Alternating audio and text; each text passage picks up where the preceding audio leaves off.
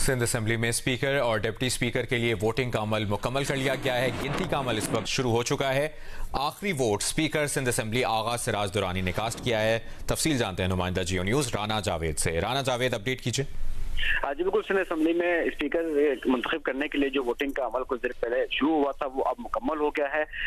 सबसे पहला वोट जो है एमक्यूएम के अब्दुल वासित ने कास्ट किया और वो एमक्यूएम के जो नामजद उम्मीदवार थी स्पीकर के ओहदे के लिए सोफिया शाह उनके पोलिंग एजेंट भी थे और अवैस शाह के पोलिंग एजेंट के फराइज जो है ज़िया अंजार अंजाम दे रहे थे। अब आखिरी वोट जो है आगा सिराज दुरानी स्पीकर जो है सिंध असेंबली ने वोट कास्ट किया है।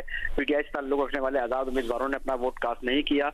अब गिनती का अमल शुरू होगा और गिनती के बाद जो पोलिंग एजेंट्स की मौजूदगी में गिनती होगी और जो भी शख्स स्पीकर मुंतखब होंगे वो स्पीकर की नशिस्त संभालेंगे और वो अपनी सरबराही में इजलास को चलाएंगे और डिप्टी स्पीकर का जो इंतखाब होगा वो अब जो स्पीकर मुंतखब होंगे वो ही डिप्टी स्पीकर का इंतखाब भी कराएंगे। तो अब से कुछ देर बाद जब वोटों की गिनती का अमल मुकम्मल हो जाएगा तो उसके बाद जो स्पीकर मुंतखब होंगे उनके नाम का ऐलान जो है आगा सिराज दुरानी करेंगे। उसके बाद वो उनके हैंड ओवर ये निश्चित कर देंगे। जी बहुत शुक्रिया आपका राना जावेद, आपसे मुसलसल अपडेट्स लेते रहेंगे।